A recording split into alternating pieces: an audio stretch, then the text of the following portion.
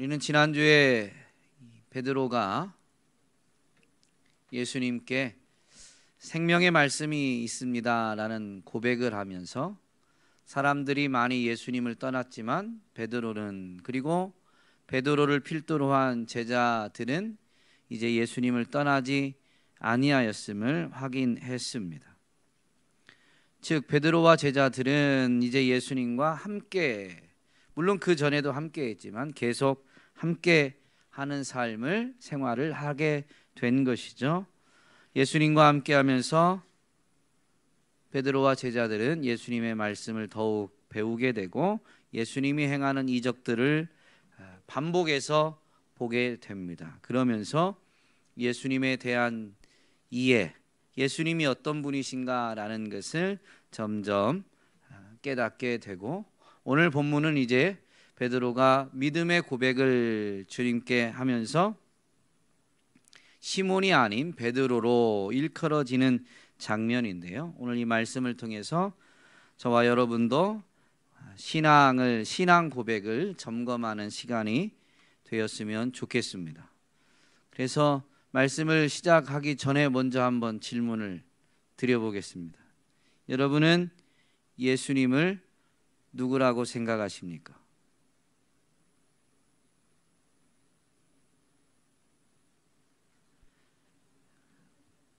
이것을 점검하는 것이 신앙을 점검하는 것이고, 그 점검된 신앙을 우리가 입술로 시인하는 것이 참된 신앙 고백입니다.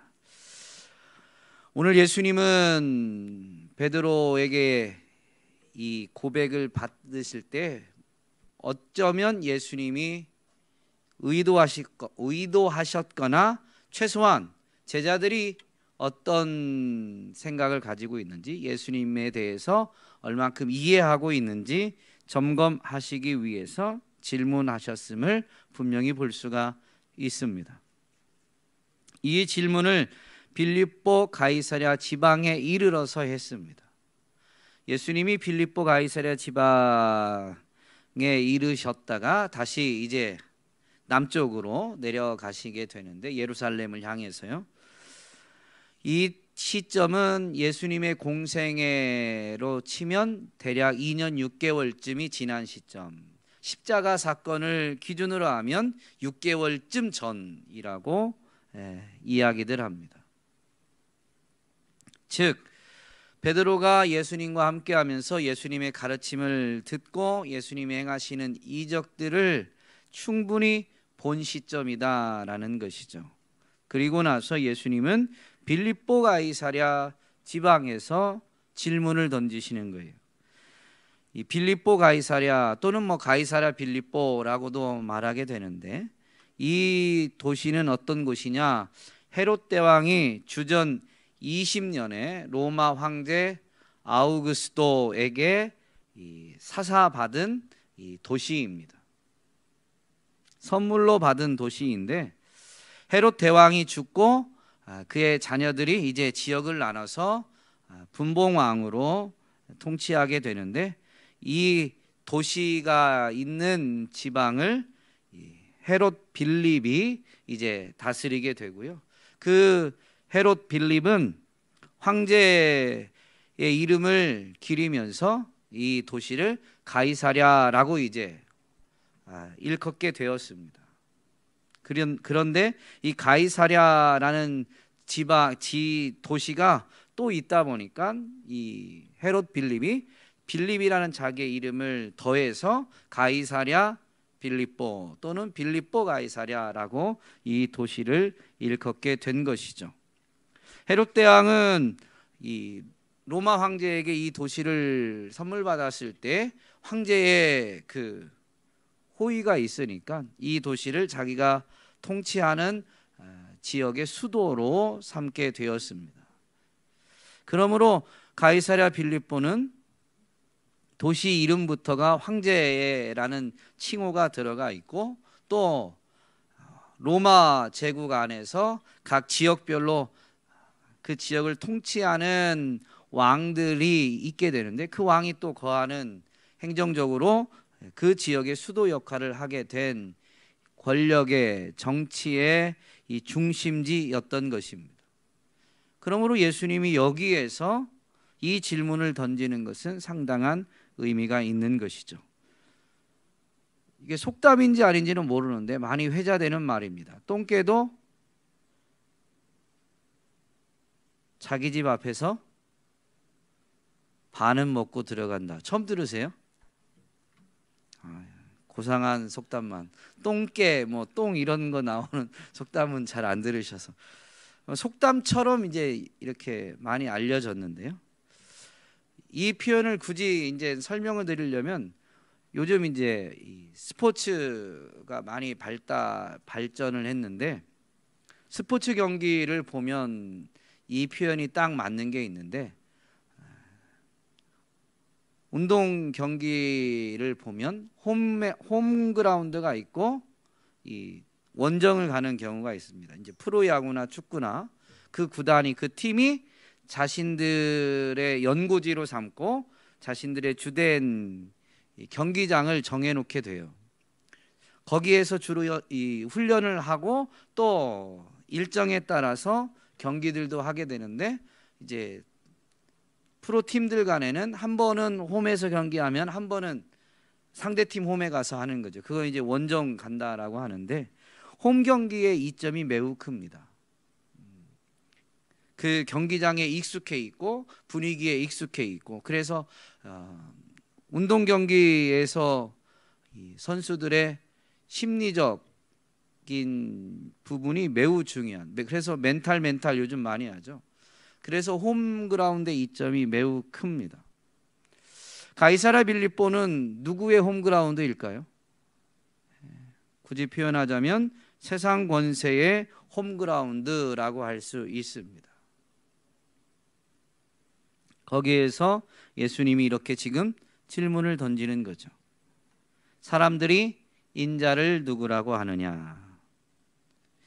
제자들의 답변을 보면 14절에 이르되 더러는 세례 요한, 더러는 엘리야, 어떤 이는 예레미야나 선지자 중에 하나라라고 말합니다. 라고 제자들이 답변을 했습니다.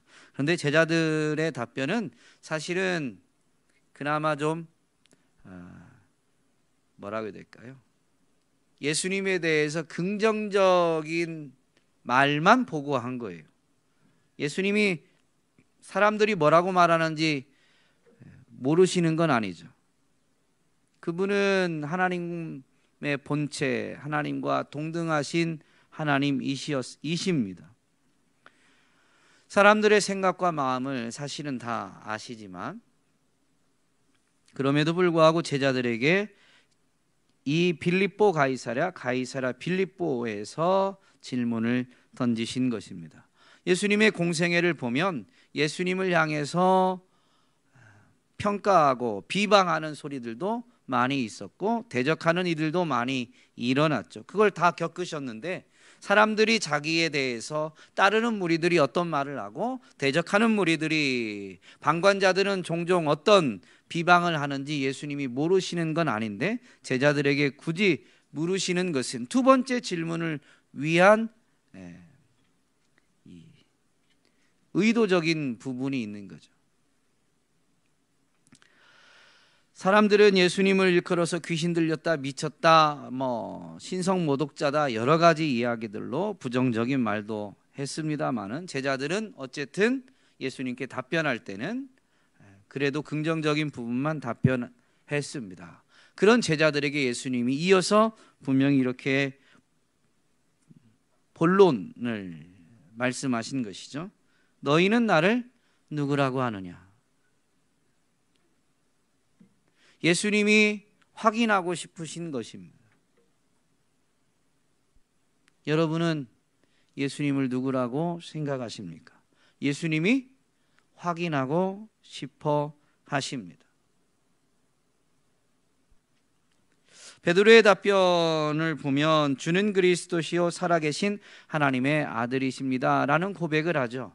이것을 첫 번째 질문에 이어서 첫 번째 질문과 연결해서 제가 한번 풀어서 표현을 해보겠습니다. 세상 사람들은 이런저런 이야기를 하지만 우리는 세상 사람들과 전혀 다르게 생각합니다. 이 표현과 앞에 사람들의 말의 보고를 보면 그 보고도 제자들이 했고 지금 이 고백도 제자들의 대표로 베드로가 하고 있으니까 이걸 믹스해 보면 이런 거죠. 우리는 세상 사람들과 다르게 생각합니다. 주님은 하나님께서 세상을 구원하기 위해 보내시겠다고 약속하신 바로 그 메시아, 헬라어냐 히브리어냐에 따라서 뭐 그리스도냐 메시아냐 같은 거잖아요. 어쨌든 하나님께서 세상을 구원하기 위해 보내시겠다고 약속하신 바로 그 메시아이십니다. 또는 그 메시아라고 우리는 생각합니다. 우리는 믿습니다. 라고 고백하는 겁니다. 그리고 이어서 우리는 주님이 살아계신 유일한 하나님, 그분의 유일한 아들이심을 믿습니다. 그러니까 하나님의 아들이다라고 이렇게 살아계신 하나님의 아들이시니다라고 줄여서 말했지만 구약 성경에서 하나님에 대한 이 고백들, 메시아에 대한 그 약속들을 생각해 보면 약간 제가 풀어서 설명을 덧붙인 것입니다. 그냥 주는 그리스도시요라고 하니까 간단하지만 거기에 담긴 의미는 뭐냐면 그 그리스도는 어느 날 뚝딱 나온 게 아닙니다. 전혀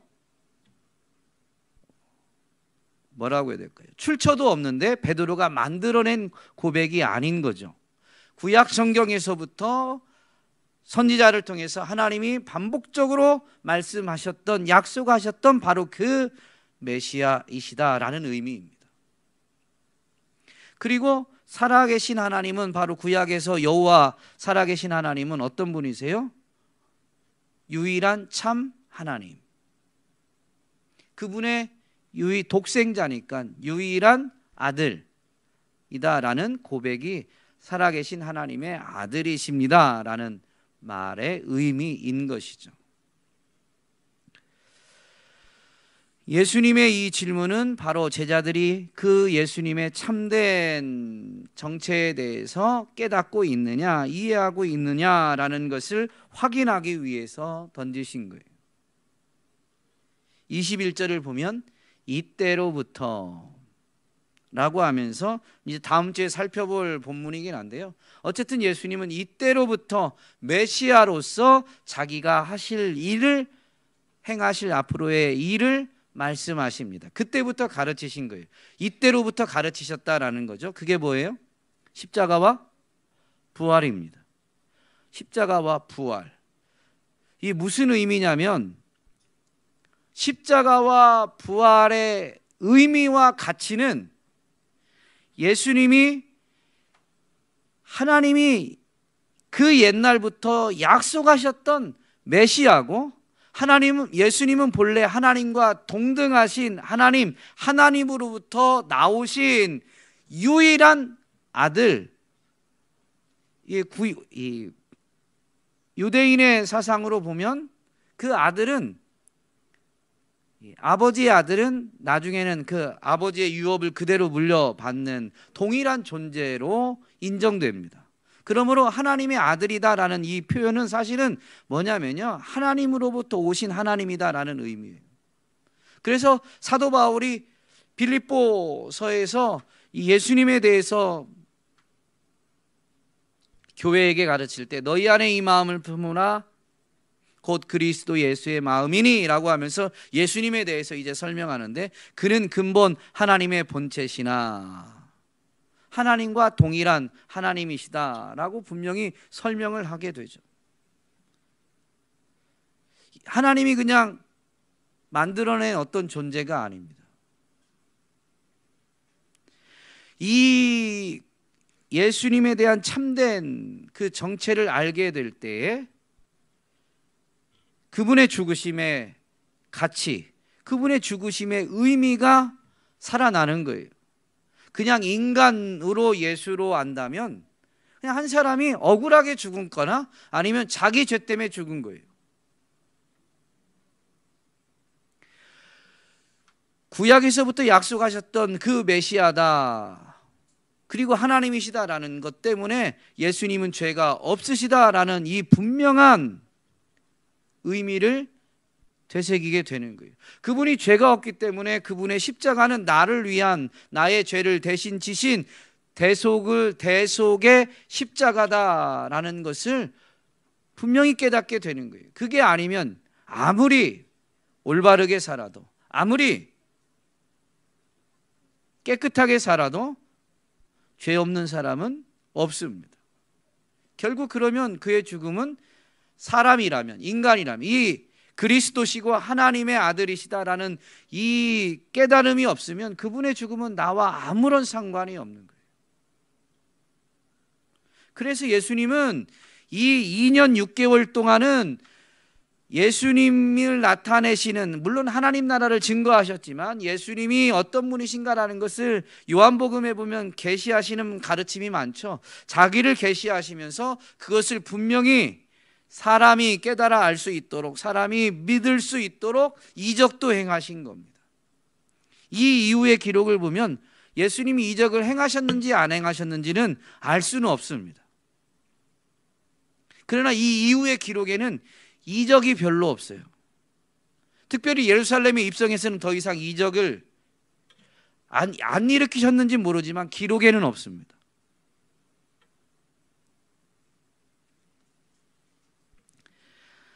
제자들이 예수님이 어떤 분이신지를 깨닫게 하기 위해서 이 공생애 동안 제자들과 함께 하시며 가르치시고 이적을 행하신 것이죠. 그렇게 해서 베드로가 이제 이 깨달음을 가지고 고백했는데 예수님은 뭐라고 하시냐면, 예수님에 대한 올바른 그 깨달음, 올바른 이해, 그것이 바로 복이다라고 말씀하십니다. 여러분, 뭐가 복이냐면요, 예수님이 어떤 분이신지를 바로 알아서 그분을 믿게 된 것 자체가 복이에요.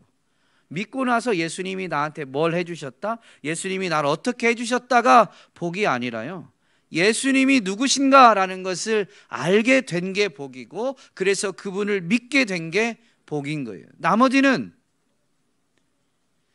약속을 어기지 않으시기 때문에 뒤따라오는 보너스와 같은 복인 거죠.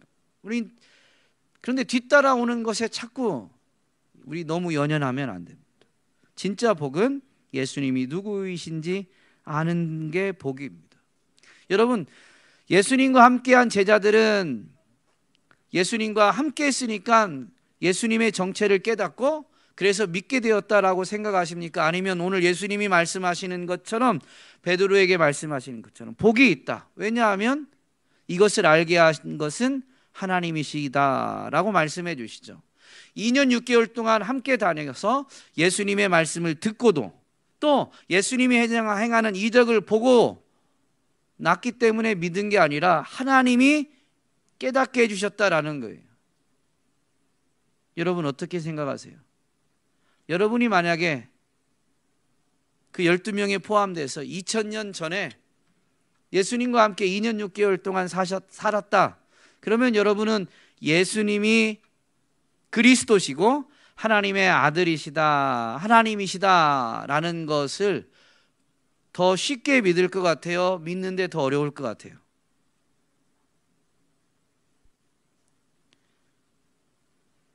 열두 제자가 받은 은혜가 분명히 특별하니까, 내가 만약에 그 자리 12제자 중에 하나였으면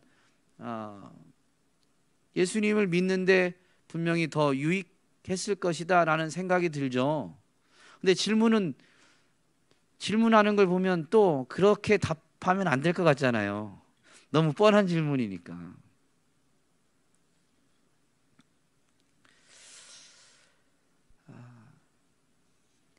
예수님이 그리스도시고 하나님의 아들이시지만 인간의 몸을 입고 오셨습니다. 완전한 인간이기도 하셨습니다. 이 3년 동안 여러분 제자들은 물론 예수님의 말씀도 듣고 예수님이 행하시는 이적도 현장에서 체험하고 직접 목격도 하게 됩니다만은 또 어떤 모습을 보게 될까요? 예수님이 피곤해 하시는 모습, 예수님이 배고파 하시는 모습, 상상이 안 가죠? 저도 제 은사 목사님 이제 시골에 살다가 고등학교 때 와서 이제 우리 온육교회로 오기 전까지는 이제 유학 기간 빼고는 그 한밭제일 교회에서만 신앙생활을 했었거든요. 그래서 그때부터 배웠던 담임 목사님, 은사 목사님이 그때부터 배웠던 담임 목사님이셨습니다. 그리고 이제 영성으로, 기도 영성으로 교계에서도 많이 알려지신, 그러다 보니까 교인들에게 엄청난 존경을 사실은 받고 계셨었거든요. 예를 들면 그렇습니다. 이제 은사 목사님 비서를 한동안 했었는데, 은사 목사님은 이렇게 뭐라고 해야 될까요? 한밤중에 누가 교인이 찾아와도 주무시다가도 양복을 입고 나오세요. 교인들 앞에서는 단추를 풀어 헤치지 않으십니다. 와이셔츠, 이게 뭐죠? 넥타이까지. 제가 참 주중에 교회 와 있을 때 굉장히 송구하긴 한데요, 저는 그렇게는 못하고, 어쨌든 은사 목사님은 그러셨어요. 그러다 보니까 교인들이 생각할 때는 항상 그 모습인 거예요. 그리고 교회 와서 보시면 기도하시고, 강단에서 말씀 전하시면 아주 불같은 말씀, 하나님의 말씀을 대언하시고, 그리고 항상 정장에 늘 성경책을 끼고 다니시고, 그러다 보니까 교인들이 볼 때는 진짜 하늘에서 내려온 하나님의 사자 같으세요. 저도 비서를 하는 동안에도 목사님의 그 표현을 이렇게 해서 흐트러진 모습을 뵌 적이 없다가 비서된 지 2년이 좀 넘어가니까 이제 어쩔 수 없이 상황이 맞닥뜨린 것 같아요. 저는 이제 교회에서 잘해서 굉장히 임의로우실 텐데도 그 전까지는 비서하는 동안에도 안 그러시다가 2년 넘어가면서 처음으로 차 장거리 운전하는데 차 안에서 방구를 끼셨어요. 진짜 처음 그때 들은 거예요. 그래서 그때는 굉장히 낯설고 좀 충격적이었습니다. 그런 모습을 한 번도 보이신 적이 없다 그러니까, 그런데 그때 번뜩 깨달아졌어요. 아, 이분도 사실은 사람이지. 무던히 기도하면서 애를 쓰시는 거지 사람이지. 저는 그때 방구를 들으면서 이제 목사님도 인간적인 모습이 분명히 있을 수 있다. 결국 사역하시는 동안 안 비치시려고, 그게 평생의 기도 제목이셨어요. 하나님 앞에 목회하는 동안에게는 사람에게 흠이 되는 모습을 보이지 않게 해달라고. 그래야 하나님의 말씀이 온전히 전달이 되니까. 그 일념으로 목회하는 동안 이래도 본인의 인간적인 연약한 모습은 가리워 주셔서 성도들에게 그런 모습 보이지 않게 해달라고 그렇게 기도하셨고, 그렇게 사시려고 그렇게 하신 거예요. 그러다 보니까 저도 그 방구 소리를 듣기 전까지는 정말로 제 은사 목사님은 너무 신령해서 방구는 안 끼는 줄 알았어요. 여러분 웃으시는데 저를 좀 아는 분은 충분히 그랬을 거라고 이야기들을 해요. 왜냐하면 교회에서 자란 그 출신들은 보면 이렇게 너무 이렇게 존경하면 그래요. 전화가 오잖아요. 전화를 받는데 그냥 자리에서 네 목사님 이러면 되는데요. 이렇게 의자에서 사무 보다가 전화가 오면 모든 일을 중단하고 일어서서 전화를 받습니다. 누가 시킨 게 아니에요. 그냥 그렇게 돼요. 그러다 보니까 목사님은 좀 그러지 않을 줄 알았거든요. 그런데 그 방구 한 방에 제가 이분도 사람이고 그러기 때문에 언제든지 실수할 수 있고, 이분이 그렇게 애쓴 것을 제가 그동안 봐왔으니까 혹여나 어떤 인간적인 모습, 그런 모습이 나타난다 할지라도 나는 실망하지도 말고, 그 모습에 사람들이 비난한다고 비난하지도 말고, 사람인데 연약할 수 있는데 목회하시는 동안 그렇게 성도들에게 하나님 말씀이 온전히 전해지도록 애쓰신 것을 생각해서 그 모습을 분명히 봤으니까 그분의 그 열정, 그 희생, 그 헌신을 더 높이 사야 되지 않겠나라고 이제 생각은 가졌습니다. 제자들은 3년 6개월 동안 이적을 많이 봤을까요? 인간적인 모습을 더 많이 봤을까요?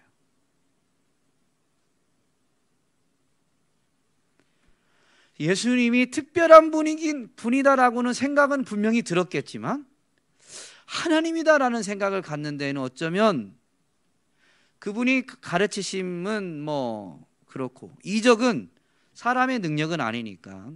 그런데 예수님만 이적을 행한 건 아니잖아요. 귀신들도 어떻게 이적을 행해요? 안 행해요? 예수님과 동일한 이적은 아니지만 분명히 초자연적인 일은 귀신도 행했었습니다. 그러므로 예수님의 가르침과 행하신 이적만 가지고 제자들이 쉽게 믿었을 것이다 라고 생각하면 안 돼요. 인간의 지혜를 가지고는 예수님과 함께 행했어도 우리도 제자들이 아니라 그 시대의 다른 무리들과 같았을 수 있다라는 겁니다. 왜냐하면 이 유대인들은 구약을 암송하고 그 구약의 하나님을 경외하며 두려워하고 있었죠. 구약의 하나님은 크고 두려우신 하나님. 그래서 그분의 이름을 가르쳐 주셨는데도 감히 그분의 이름을 입으로 언급하기 두려웠던 그 하나님이었습니다. 그런 하나님이 사람의 모양으로 오셨는데 방구도 끼고 배고파하고 피곤하다고 주무시기도 하고 뭐 이러셨다. 여러분은 어떨 것 같아요? 구약적인 배경을 우리가 갖고 구약의 그 여호와 하나님에 대한 유일신 신앙을 가지고 있는 상황에서 인간적인 모습을 보는 것은 그분이 하나님이시다라고 믿는 데는 어쩌면 훨씬 더 어려웠을 수 있습니다. 아니, 어려웠다라는 게 더 맞을 거예요. 그렇기 때문에 예수님은 베드로가 이 고백을 하자 너 복이 있다. 이것을 너에게 알게 한 것은 혈육이 아니다. 사람이 아니다. 하늘에 계신 내 아버지시다. 하나님이 어떻게 베드로로 하여금 이 예수님의 참된 정체를 깨달아 알게 하셨을까요? 성령을 통해서입니다. 물론 성경에는 없어요. 그러나 예수님의 가르침을 다 종합해 보면 하나님이 성령을 부으시고 보내시죠. 구약에 분명히 하나님이 하나님의 영을 부으시는 이야기들이 있습니다. 그리고 그 하나님의 영 성령이 하시는 일이 신약 시대에 보면 명확한데 그게 뭐냐면 예수 그리스도를 증언하는 겁니다. 그러므로 베드로가 예수님이 어떤 분이시다라는 것은 어떻게 깨달았느냐? 하나님이 성령을 통해서 베드로로 하여금 깨닫게 해주신 것이죠. 그러므로 예수님이 어떤 분이신가라는 것을 아는 것이 복이다라는 것을 이제 조금 더 바꿔서 표현을 하면 여러분 성령을 받은 게 인생에게 가장 큰 복입니다. 사실 제자들의 모습을 보면 지금 16장이니까 앞으로 한 장만 가면요 15장 16절 말씀을 보시면 예수님이 이렇게 말씀하세요. 너희도 아직까지 깨달음이 없느냐. 예수님이 계속 함께하면서 가르쳐 주시고 심지어 처음에는 이제 깨닫지 못하면 따로 비유도 풀어주시면서 계속 하나님 나라를 가르쳐 주셨는데 여전히 깨닫지 못한다라는 거죠. 심지어 이제 이 이유로 봐도 예수님은 죽으시고 부활하셨어요. 부활하신 그분을 제자들이 만나게 되는데 깨달아요? 못 깨달아요? 못 깨닫습니다. 엠마오로 가는 두 제자는 분명히 다른 제자의 증언들을 들었어요. 무덤을 찾아갔던 그 막달라 마리아와 여자들의 증언을 들었어요. 그런데도 내가 보지 않았다라는 이유로 그 예수님을 만나기 위해서 갈릴리로 가는 게 아니라 엠마오로 가요. 근데 그때 예수님이 동행하면서 말씀하시는데 누가복음 24장 25절에 보면 미련하고 선지자들이 말한 모든 것을 마음에 더디 믿는 자들이여 라고 그 제자들, 엠마오로 가는 두 제자들을 책망하듯 말씀하십니다. 여러분, 제자들이 어떤 사람들이라고요? 모든 것을, 즉 성경이 말한 모든 것, 그 선지자들이 말한 모든 것은 예수 그리스도에 대한 거죠. 그 말씀을 마음에 더디 믿는 자들, 깨닫는데도 둔하고 믿는데도 더딘 자들이 누구냐? 제자들입니다. 도마 같은 경우는 우리 너무 잘 알고 있죠. 대부분의 제자들이 이제 예수님을 만났는데 도마는 그때 그 제자들의 모임 가운데 없었습니다. 다른 제자들이 우리가 주를 보았노라 라고 말하니까 도마가 이렇게 말하죠. 내가 그의 손에 못자국을 보며 내 손가락을 그 못자국에 넣으며 내 손을 그 옆구리에 넣어 보지 않고는 믿지 아니하겠노라. 의심이 많아요. 나는 못 봤어. 그리고 니네가 본 게 진짜 예수님 맞아? 라고 의심한 거예요. 환상 아니야? 이런 말인 거죠. 표현은 그렇게 안 했지만. 그래서 내가 예수님을 봐도 나는 내가 직접 그 손을 만져봐야 되겠어. 그러기 전에는 난 믿을 수 없다. 여러분, 의심도 많아가지고 아주 믿지 아니하겠노라. 내가 확인해보기 전에는 믿지 아니하겠노라. 이게 제자들의 모습이에요.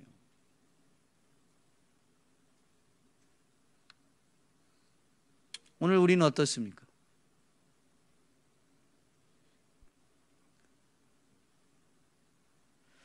세상을 보면, 지금 이 시대를 보면 사실 이 사람이 복음에 대해서만 유독 더디 믿으려고 합니다. 예수님에 대해서만 더디 믿으려고, 믿지 않으려고 해요. 내가 보기 전에는, 내가 체험하기 전에는, 내가 만져보기 전에는 여러 가지 핑계로 자기가 직접 경험해보지 않는 이상은 믿을 수 없다라고 부정적인, 거부하는 반응을 보입니다. 사실 다른 사람들의 말만 가지고도 굉장히 잘 믿습니다. 의사의 한마디는 아주 철저하게 믿습니다. 의사도 모르는 부분이 너무 많고 특별히 생명에 대해서는 어찌할 수가 없어요. 그럼에도 불구하고 그 의사의 소견 한마디에 모든 것이 그대로 되어지는 것처럼 받아들입니다.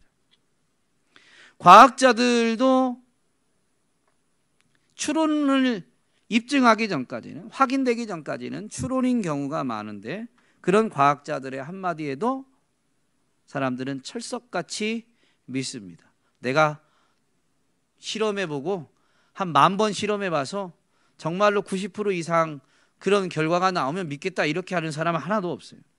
과학자들의 말은 그냥 거의 무조건적으로 수용합니다. 요즘 시대는 기자들의 기사 한마디에도, 방송인의 말 한마디에도 쉽게 믿고 따릅니다. 그런데 유독 성경의 말씀, 복음만큼은 믿고 따르려고 하지 않습니다. 여러분, 오늘 제자들, 그리고 이 제자들의 기록을 한번 생각해 보면 제자들이 어떤 사람이라고요? 깨닫는데도 느리고 의심도 많고, 그래서 더디 믿는 사람들, 그런 사람들이 결국 어떻게 했어요? 지금 믿게 되었어요. 내가 만져보지 않으면 안 믿겠다라고 했던 사람이 그분이 그리스도시고 하나님의 아들이시다라는 걸 증언하고 있습니다. 그렇다면 이렇게 의심 많고 확인해야 믿겠다고 하는 사람들이 결국엔 증언하고 있는 예수 그리스도에 대해서 오늘 우리는 충분히 믿을 만한 거예요. 그리고 역사도 이것을 분명히 입증하고 있죠. 기독교 역사 안에서 보면 또 구약의 역사도 하나님의 말씀이 그대로 되어진 것을 역사 안에서 모든 것을 다 입증할 수는 없지만 대부분은 입증되고 있는 사건들입니다. 그런데도 유독 하나님에 대해서 예수 그리스도에 대해서만큼은 내가 못 봤기 때문에 그러면서 믿으려고 하지 않는 것이죠.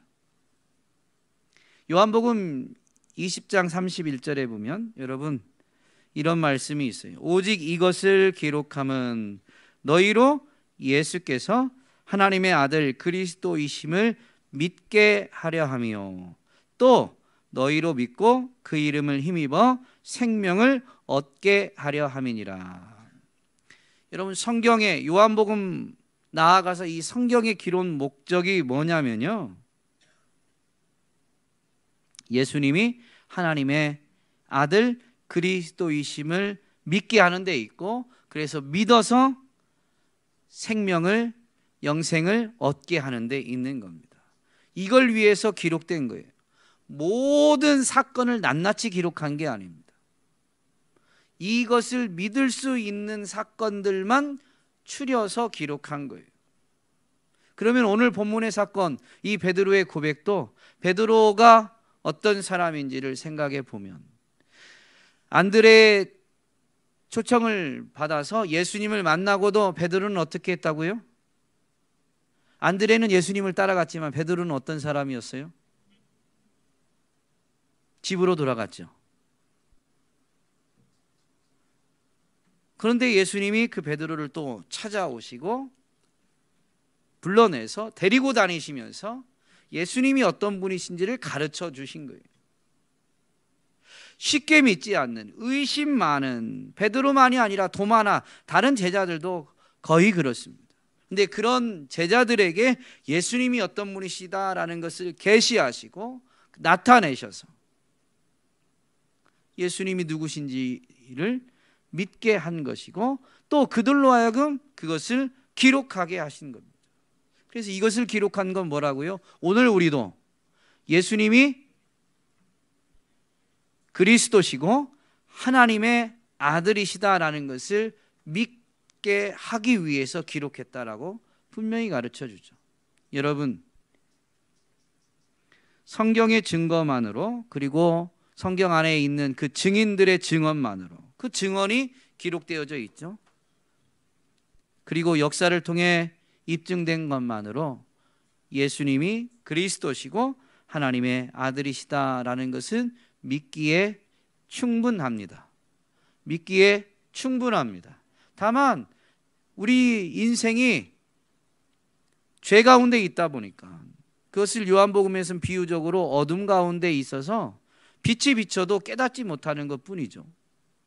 하나님이 그 어둠을 완전히 물리쳐 주시고 빛을 온전히 우리 마음에 가득하게 해주실 때야 그때야 깨달음이 오게 되는 건데요. 성령님의 도우심과 함께 성경만으로도 예수님이 어떤 분이신지 믿기에 충분하고 오늘 저와 여러분은 그 복을 성령을 선물로 받는 그 복을 받은 자들인 줄로 믿습니다. 그렇다면 여러분 예수님은 여러분에게 누구십니까? 라고 할 때 우리의 고백은 이 고백이 나와야 되는 거죠. 이 고백이 가장 중요합니다. 이 고백이 없이 예수님은 나를 사랑하는 분, 나를 위해 죽으신 분, 나를 인도하는 분, 나를 지키시는 분, 나를 위로하시는 분, 내게 힘을 주시는 분, 틀린 말은 아닌데요. 예수님이 누구신가에 대한 그 분명한 깨달음, 그리고 그 고백이 없이 이런 고백만 있다면 여러분 그것은 예수님이 대단한 분이다라는 건 인정하는 거지만 예수님을 이용하려는 것뿐입니다. 내게 도움이 필요할 때, 내게 위로가 필요할 때, 나를 사랑해 주는 사람이 필요할 때 그분을 찾겠다는 거지. 그분이 어떤 분이신가에 대한 고백이 빠지면 우상과 다르지 않은 것입니다. 그래서 이 고백이 가장 중요한 거예요. 주는 그리스도시요. 예수님은 그리스도이십니다. 창조 때부터 약속하셨던, 타락한 우리에게 변함없이 하나님이 약속해 주셨던 바로 그 구원자이십니다. 예수님은 살아계신 하나님의 아들이십니다. 즉 예수님은 하나님과 동등하신 하나님인데 우리 가운데 오신 하나님이십니다 라는 의미인 거죠. 그럴 때 그분의 생애, 그분의 죽음, 그분의 부활이 가치 있고 의미 있는 거예요. 그리고 그분의 모든 은혜가 여전히 효력이 있는 거예요. 그분이 하나님이시니까, 살아계신 하나님이시니까. 2000년에 있던 사건이 어떻게 지금도 오늘을 사는 우리에게도 대속의 은혜가 여전히 유효하고 오늘도 우리가 그분의 은혜로 살아가게 됩니까? 그분이 살아계신 하나님이시기 때문인 거예요. 이 고백이 있을 때 정말로 예수님은 나의 생명, 나의 위로, 나의 목자, 나의 반석, 나의 산성, 나의 요새라고 할 때 진실로 그러한 거죠. 그냥 세상 사람들이 말한 대로 사람들 인간으로만 본다면, 하나님이 아닌 인간으로만 본다면 그런 고백은 효력이 없습니다. 그러므로 이 고백을, 이것을 깨닫고 고백한 시몬은 베드로가 되는 거죠. 시몬 자체가 베드로는 아닙니다. 시몬이 이 진리를 깨달았기 때문에 이 진리로 인해서 그는 반석이 되어지는 것이죠. 오늘 저와 여러분 정말로 성령을 선물로 받은 복 있는 자들로 저와 여러분도 이미 반석이 되어진 줄로 믿습니다. 우리 행위의 완벽함이 아니라고 그랬어요. 예수님에 대한 올바른 이해가 우리 같은 연약한 자들도 반석이 되게 하는 겁니다. 오늘 이후로 저와 여러분이 반석으로서 흔들리지 않는, 흔들리는 듯 보여도 다시 굳건히 서게 되는 진정한 반석으로서의 은혜를 누리면서 예수 그리스도를 증거하는 데 쓰임받게 되기를 주님의 이름으로 축복합니다.